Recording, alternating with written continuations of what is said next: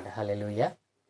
ప్రభునందు ప్రియ దేవుని పిల్లరా, నేటి వాక్య ధ్యానం కొరకు మిమ్మల్ని ప్రేమతో ఆహ్వానిస్తూ ఉన్నాను.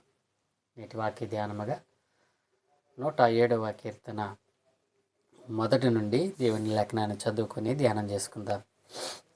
యెహోవా దయాళుడు, ఆయనకు కృతజ్ఞతాస్తుతులు చెల్లించుడి. ఆయన కృప నిత్యముండును. యెహోవా విమోచించిన వారు ఆ మాట పలుకుదురుగాక. విరోధుల చేతిలో నుండి ఆయన విమోచించిన వారును, తూర్పు నుండి పడమటి నుండి ఉత్తరము నుండి దక్షిణము నుండి నానా దేశముల నుండి ఆయన పోగు చేసిన వారును ఆ మాట పలుకుదురుగాక. వారు అరణ్యమందలి ఎడారి త్రోవను తిరుగులాడుచుండిరి. నివాస పురమేదియు వారికి దొరకకపోయెను. ఆకలి దప్పుల చేత వారి ప్రాణము వారిలో సొమ్మసిల్లెను. వారు కష్టకాలమందు యెహోవాకు మొరపెట్టిరి. ఆయన వారి ఆపదలలో నుండి వారిని విడిపించెను. వారొక నివాసపురము చేరునట్లు చక్కని త్రోవను ఆయన వారిని నడిపించెను. ఆయన కృపను బట్టి నరులకు ఆయన చేయు ఆశ్చర్య కార్యములను బట్టి వారు యెహోవాకు కృతజ్ఞతాస్తుతులు చెల్లించుదురుగాక. ఏలయనగా ఆశగల ప్రాణమును ఆయన తృప్తిపరచుచున్నాడు. ఆకలి గొనిన వారి ప్రాణమును మేలుతో నింపియున్నాడు.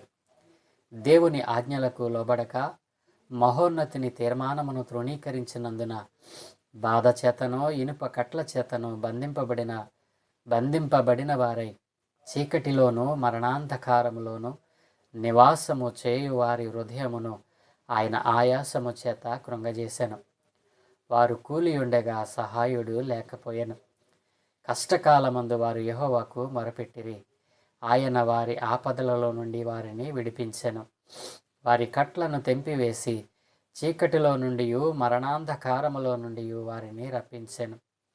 ఆయన కృపను బట్టి నరులకు ఆయన చేయు ఆశ్చర్య కార్యములను బట్టి వారు యెహోవాకు కృతజ్ఞతాస్తుతులు చెల్లించుదురుగాక.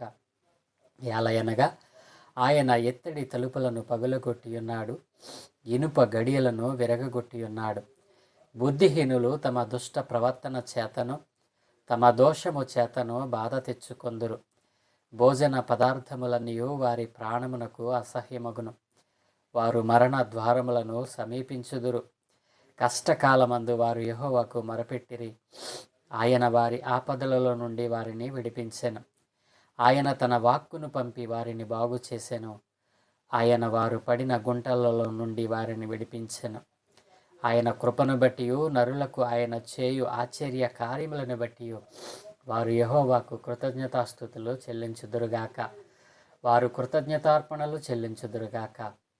ఉత్సాహధ్వనితో ఆయన కార్యములను ప్రకటించుదురుగాక. ఓడలెక్కి సముద్ర ప్రయాణము చేయువారు, మహాజలముల మీద సంచరించుచు వ్యాపారము చేయువారు యెహోవా కార్యములను, సముద్రములో ఆయన చేయు అద్భుతములను చూచిరి. ఆయన సెలవీయగా తుఫాను పుట్టెను, అది దాని తరంగములను పైకెత్తెను. వారు ఆకాశము వరకు ఎక్కుచు అగాధమునకు దిగుచు ఉండిరి. శ్రమ చేత వారి ప్రాణము కరిగిపోయెను. మత్తులైన వారి వలె వారు ముందుకు వెనుకకు దొర్లుచు ఇటు అటు తూలుచుండిరి. వారు ఎటు తోచక యుండిరి. శ్రమకు తాళలేక వారు యెహోవాకు మొరపెట్టిరి.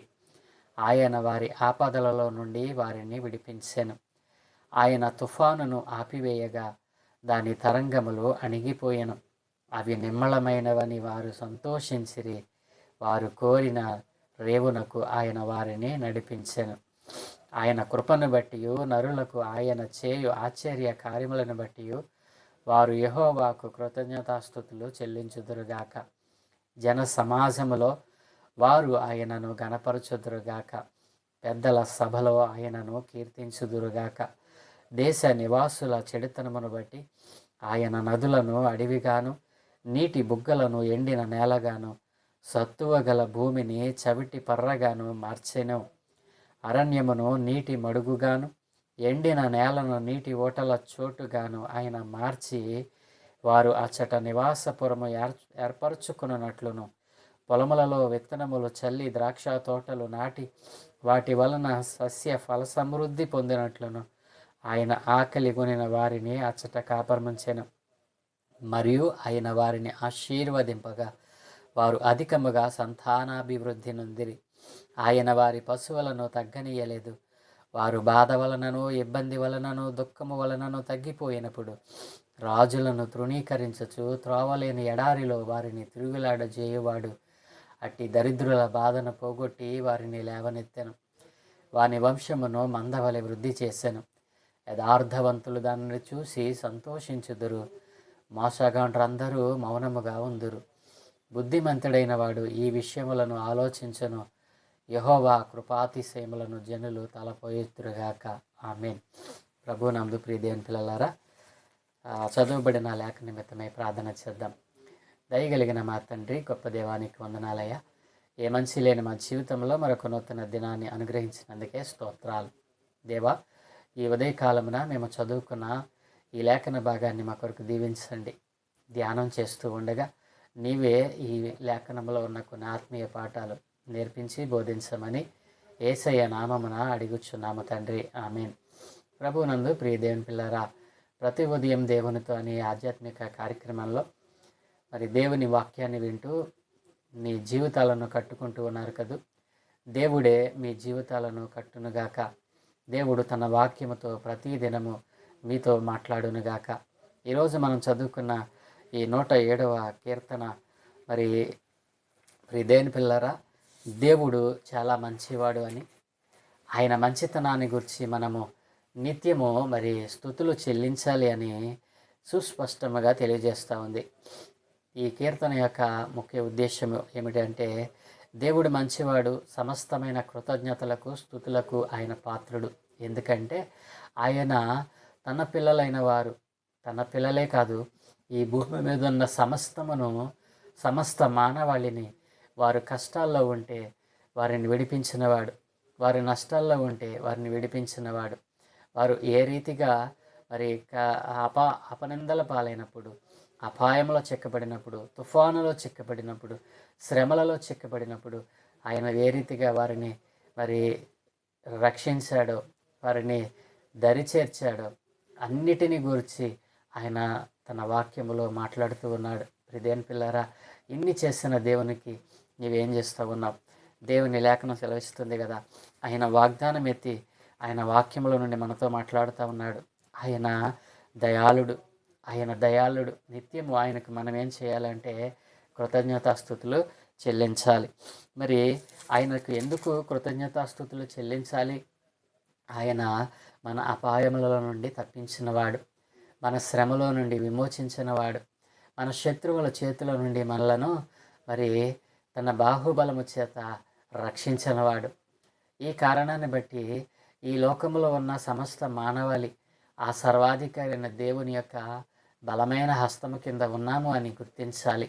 ఆయనే లేకపోతే, ఆయన యొక్క కనుచూపు మన దగ్గర మన పైన లేకపోతే మనము చలించలేము, జీవించలేము.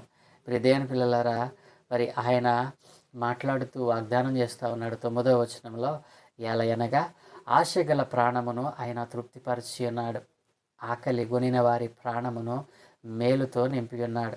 ప్రియదేవుని పిల్లలారా, ఆశ కలిగిన ప్రాణాన్ని ఆయన తృప్తిపరిచే దేవుడు.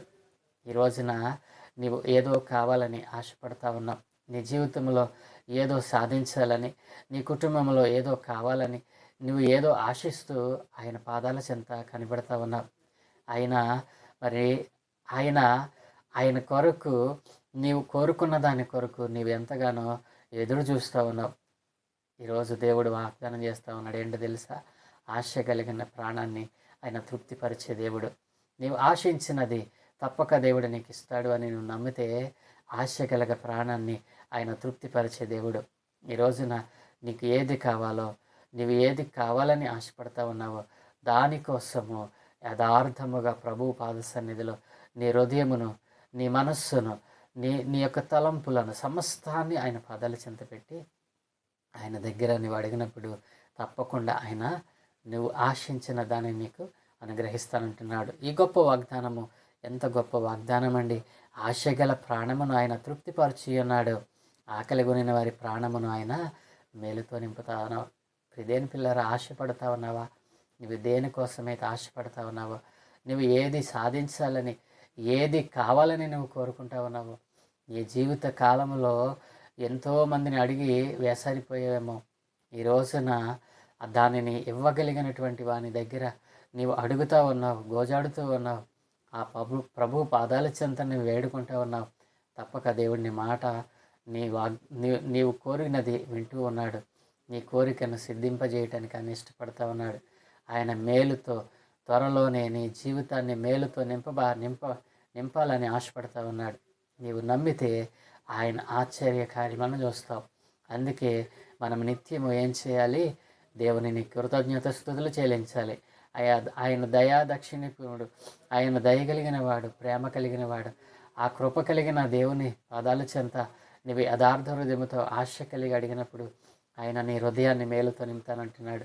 ఆశ కలిగిన ప్రాణాన్ని తృప్తిపరిచే దేవుడు, ఆకలి కొనిన వారి ప్రాణాన్ని ఆయన మేలుతో నింపే దేవుడు. ఈ రోజున నేను ప్రకటిస్తున్న నజరేయుడైన యేసుక్రీస్తు ప్రభుల వారు. నా ప్రియ సహోదరి సహోదరుడా, దేనికోసము నువ్వు ఆశ కలిగి ఉన్నావు? దేనికోసము నీవు మరి ఎదురు చూస్తూ ఉన్నావు? దానిని పొందుకోవాలంటే ఆయనకు కృతజ్ఞతాస్థుతులు చెల్లించు. ఆయన పాద సన్నిధిలో నీవు ఆశతో ఆయన అడుగు, తప్పక ఆయన అనుగ్రహిస్తాడు. అలా ఆశ కలిగి అడుగుతున్న నా ప్రియ సహోదరి సహోదరుడా, యథార్థముగా నీవు దేవుని అడిగితే తప్పక నీవు దేవుడు అనుగ్రహిస్తానంటున్నాడు. ఈరోజు నీ వాగ్దానం నీకోసమే కాదు, మరి ఈ రోజున ఎంతో కాలంగా నువ్వు ఎదురు చూస్తున్నావేమో. ఆశ కలిగిన ప్రాణాన్ని తృప్తిపరిచే దేవుడు, ఆశ కలిగిన ప్రాణాన్ని మేలుతో నింపే దేవుడు ఈ రోజున నిన్ను దర్శించబోతా ఉన్నాడు. నీ కుటుంబాన్ని దర్శించబోతా ఉన్నాడు. నీ కుటుంబంలో ముందెన్నడి ఆశీర్వాదాన్ని దయచేయడానికి ఆయన ఎంతగానో ఆశపడతా ఉన్నాడు. సంసిద్ధంగా ఉన్నావా? అయితే నాతో కలిసి చిన్న ప్రార్థన చేయి. దయగలిగిన తండ్రి, కృప కలిగిన దేవా, అవును దేవా, నీవు ఆశ కలిగిన ప్రాణాన్ని తృప్తిపరిచేవాడు నాయన. ఆశ కలిగిన ప్రాణాన్ని మేలుతో నింపే గొప్ప దేవుడవు నాయన. అయ్యో ఇదిగోనాయి తండ్రి, నీ పిల్లలు అయ్యా, నీ పిల్లలైన వారు అనేక మంది ఆశతో నీ సన్నిధిలో ఎదురు చూస్తూ ఉన్నారు నాయన. నీవిచ్చే బహుమానం పొందుకోవాలని అయ్యా, నీవు తగిన సమయం ముందు నేను నీకు అనుగ్రహిస్తానని వాగ్దానం చేసిన ఆ వాగ్దానాన్ని అయ్యా వారు పొందుకోవాలని ఆశపడుతూ ఉన్నారు. అవును తండ్రి, నీ కార్యములు, ఆశ్చర్యములు, అద్భుతములు అయ్యా అవి కంటివి కనబడవు అయ్యా, అది నైనా గోచరము కావునైనా నీవు చేసేటువంటి ఆశ్చర్యమైన క్రియలు ఎంతో గొప్పవి నాయన. అట్టి గొప్ప కార్యములను, ఆశ్చర్యమైన నీ దివ్యమైనటువంటి అద్భుతాలను వారు చవి చూడాలని ఆశతో ఎదురు చూస్తూ ఉండగా మేలుతో వారి హృదయాన్ని నింపి నీకు అంటుకట్టబడిన వారే నీకు సాక్షులుగా వారు బ్రతకడానికి కృప చూపమని ఈ దినమే చేయి పనులన్నిటి మీకు అనుదృష్టి ఉంచి మీ దూతల కాపుతలు అనుగ్రహించి మీరే మహిమా ఘనత ప్రభావాలు పొందుకోమని యేసయ్య పరిశుద్ధ నామమున ప్రార్థించి వేడుకుంటూ ఉన్నాము తండ్రి. Amen, amen, amen.